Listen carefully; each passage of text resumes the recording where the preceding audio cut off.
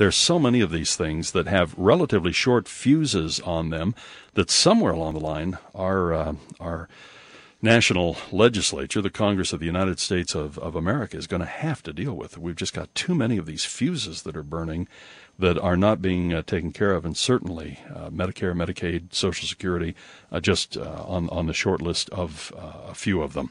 This half hour, I wanted to talk about fixing the debt, and I'm very pleased that the head of the GOP in the state of Utah could join us, and by the way, he is joining us from a distant locale right now on the line. Thomas, thank you for taking time out of, are you on vacation right now?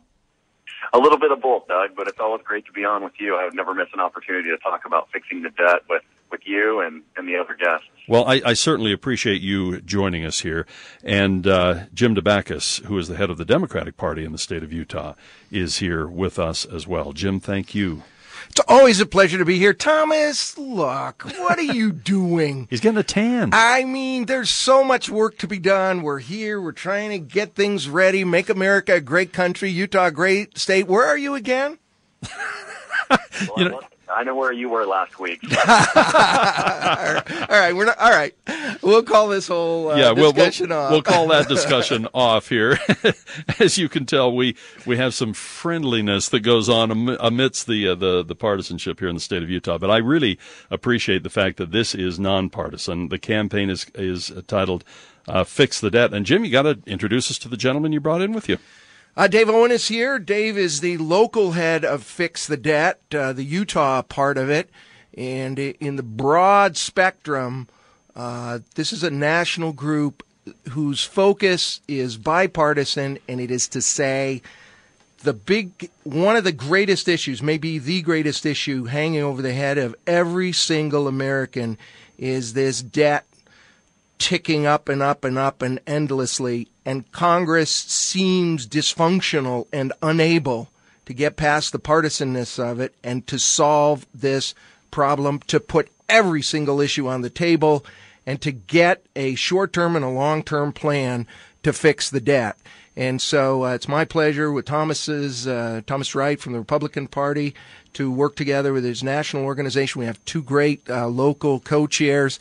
Dave Owen is the coordinator of the state of Utah, and we really believe that by sitting together, leaving our partisan monkeys outside the conference room, I feel like Thomas and I, for example, we could, within a matter of hours, come up with a broad plan that most Americans would agree with to fix the debt.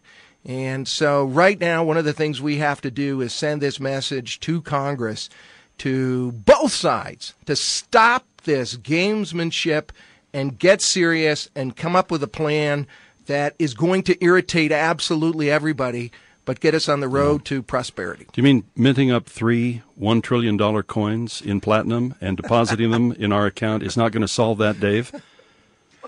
No, it's certainly not. I'm gonna head over to our event that's at 11 o'clock at the Chamber. You've got these two guys. I just want to say, as the organizer of Fix the Debt Utah, encourage your listeners to go on fixthedebt.org, kind of see what the national landscape looks like.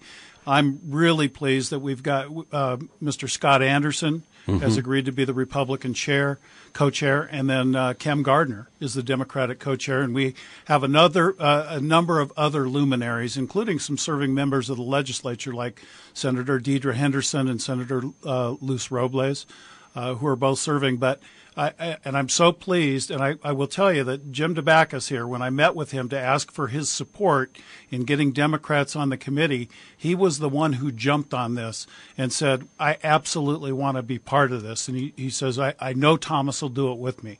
So it's really been great, but other than that, it's like trying to herd cats. Well, Dave, I certainly appreciate you joining us here today. And Thomas, let's get your reaction to this, too, and fix the debt. I'm so appreciative of you joining us today, along with Chairman Dabakis. Your thoughts on this program, this organization, and the goals? Well, there's nothing more important that we face, and we have to be honest about how we got here. And we got here because of the economic crisis that we've had. We got here because of the economic responses that we've had, including some of the stimulus and tax break policies. We got here because of tax cuts we've made, In the past, going all the way back to 2001, we got here because of war spending, and that goes back into the Bush era when we got involved in Iraq and Afghanistan after 9/11. And we got here because of spending increases, the general ramp up in spending across the board. And it's going to get worse, Doug. That's the biggest problem, is we are where we are, and it's frightening, but it's going to get so much worse than it already is. And it'll get worse for four main reasons. One is we have an aging population that's causing Social Security and Medicare costs to rise and revenues to fall. Two, we have rapid healthcare cost growth, and that causes Medicare and Medicaid costs to rise. And three, we have growing interest costs. From debt that we've accumulated in the past, our interest payments just continue to grow. And finally, we have insufficient revenue. We don't have enough money to meet the costs of government. We're borrowing money to run on the operation of the government. And so it's not just that it's been a past problem or that it's a current problem. It's what is ahead that is absolutely terrifying to me. So I couldn't be more excited to be a part of the solution. I have argued for years that for most people, most sane, rational, participating members of society, when we sit down, we find that we agree on 80 to 90% of everything. The devil's usually in that 10%. But it's amazing how much of a common denominator we have. And it is so refreshing to hear both Chairman Wright and Chairman DeBackus saying essentially the same thing here. And I thought it was interesting, Jim, when you said that you feel that even with some political differences, but with the friendly rivalry you two have had and some of the opportunities you've had to work together on many things, like getting voter turnout and so on, there's so many common denominators here that you guys could probably sit down. It reminds me of the old movie Dave. You bring in just one decent accountant and straighten this mess out in a heartbeat. I just don't know why this stalemate is allowed, why we seem to have so few statesmen and women who are willing, I've used this word quite a bit this morning, sacrifice, even their seat back in Congress, if necessary. People have actually been known to do that in order to do the right thing and do what's right for the nation. You mentioned, Jim, that whatever came about, if we truly do this right, will irritate everybody. It has to be that way, or it's not going to work. I happen to believe that if we went to the American people, if we explained the situation, and we said, however meager or however not so meager your income, your assets, we need some sacrifice from everybody because we are in this mess. And how we got here, we can argue about and will argue about for generations, but Sure. It's here now. And Thomas is absolutely right. The ticking time bomb of Medicare and Medicaid, to some extent Social Security, and our inability to control spending. I mean, traditionally what Congress does is the Democrats say, don't touch the entitlements, don't touch social programs. The Republicans say, don't you dare touch defense and don't think about increasing taxes. And so they compromise in the middle. And what's the middle? We keep all the spending and we take all the tax cuts, which gets us only into a greater hole. And one of the things that I think Fix the Debt is going to do is give political cover to politicians all across the country, because right now they stand out there alone. Yeah. As Democrats, they're subject to attack from the left if they talk about cutting social programs or looking at the entitlements, and Republicans if they dare breathe anything about revenue enhancement. So what we want to do with Scott Anderson, who's the president of Zions Bank, Kim Gardner, who's just a developer and head of just a generationally great guy who's got a good business mind and a great Democrat. We want to be able to say to politicians in Utah and politicians across the country, we're building an organization that if you do the right thing, you're going to be rewarded and not just stomped by the extremists who simply will tolerate no getting together. And I think that may be the most important part about Fix the Debt. Boy, we really have seen that. We've seen it on a local basis. We've seen it on a national basis, that if you are deemed by an extreme group to have stepped out of line, they might agree with you on 98% of everything you've done, but boy, on their key issue, if you were deemed to be out of line, they will work to just, you use the term, stomp you. We've seen that on the Republican side of the aisle. We've seen that on the Democratic side of the aisle. Thomas, your thoughts? Well, I couldn't agree more. I mean, there's never been a more partisan time. And the problem is that the consequences of rising debt are not partisan. I mean, we're crowding out private investment that leads to slower economic growth. We're going to have higher interest rates for family purchases like cars and going to college and housing. And then we have higher federal interest payments. Again, we just keep paying more and more interest, which we know we can't get ahead with. And eventually we end up in a fiscal crisis by doing this. So it's just unconscionable that members of Congress and other leaders won't step forward and say, this is not a partisan issue. We have to solve this. If we don't, we're just passing the bill on to our kids, which is devastating to me to even think about. So, we've got to give cover to our elected officials to be able to step up and do this. But I think more than anything, we have to educate the public. I just think the public sometimes so disgusted, Doug, that they look and they say, oh, Washington, D.C., I can't believe what they do. I got to go to work. Yeah. And they leave. And we almost have to have a little bit of a revolutionary mentality where we're like, I'm not going to go to work. I'm going to demand that they fix this problem. If they want to kick the can on other issues, or they don't want to get along, I can't make them, but I can make them solve this problem. And until we get that collective consciousness in our society that we are not going to stand for this anymore, regardless of our political party, the problem will continue. This is a problem that has no labels. It doesn't care if you're Republican, Democrat, Libertarian, or whatever. It's going to kill this country, and it's going to hurt our children's future, and it's killing us right now, whether we know it or not. It's contracting the growth of our economy, and it's leading to stagnant wages. I'm really impressed with the conversation that I'm hearing, and we'll continue it. We need to take a brief break.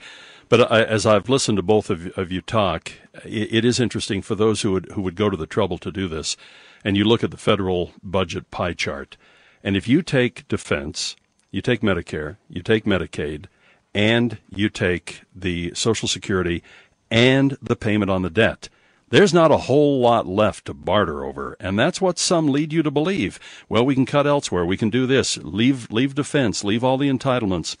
We've got to pay our interest or we default, and when you look at what is left in that pie chart, it is startling. So the reality is you've got to make some tough decisions. There has to be sacrifice from every American. We'll come back and we'll talk with our two chairmen about how the average Utahn can really get involved and hopefully really make a difference on this. Fix the debt. That's what we're talking about. Very pleased to have Jim Dabakis representing the Democratic Party, Thomas Wright representing the Republican Party here on today's To Talk.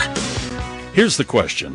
What can we all do to fix the debt? This campaign to fix the debt, nonpartisan movement to put America on a better fiscal and economic path, now is putting down roots here in the state of Utah in a big-time way, not only with the two chairmen of the major political parties being so actively involved, but two very respected names and very influential names in the state of Utah being associated with it now, Kem Gardner and Scott Anderson. I know both of those gentlemen. So, Thomas, for the person who is listening right now, for me, what can I do? How can I participate? How can we band together in that good revolutionary spirit to change things in this country and really start fixing the debt? What can I do? What can our listeners do? We need all the listeners to do one or all of three things. Number one, you can sign the petition by going to fixthedebt.org, fixthedebt.org, or you can text SIGN, S-I-G-N, to 87877. So 877-877, that's the number, 877-877. And you just text the word sign, and then visit the site fixthedebt.org, and there's a citizens toolkit to learn. You can download it. You can learn how to get involved, and that includes doing some of the things that we need everybody to do to get invested in this process, because it really is important. That we need everyday citizens that are listening to your show right now to text sign to 877-877 and get involved. We need a lot of people to get involved. And then people can go to fixthedebt.org and they can sign the petition there as well? That's right. And then I'm sure Jim will do the same. We should have coordinated this on his website, but at utgop.org, we've put a number of public policy papers up, including the Congressional Budget Office report titled Federal Debt and the Risk of a Fiscal Crisis. And people ought to go read these and try to absorb as much of the information as they can, rather than hearing all the rhetoric that they hear on TV and from their friends. Go read the articles. One of them is titled "Going Big Could Improve the Chances of Success." It's a great article, and there was another one that I read called "Between a Mountain of Debt and a Fiscal Cliff," and it's really good information. You get to really learn what's really going on instead of just hearing it secondhand from people that you may or may not trust. Jim, your thoughts on this? Obviously, go sign the petition, as we've mentioned, and text sign to 877-877. What else would you recommend? We all need to get out of ourselves a little bit. Get out of our ideology. Republicans need to look at things that have been sacrosanct for a long time. I think sacrosanct. Sacrosanct, exactly. And Democrats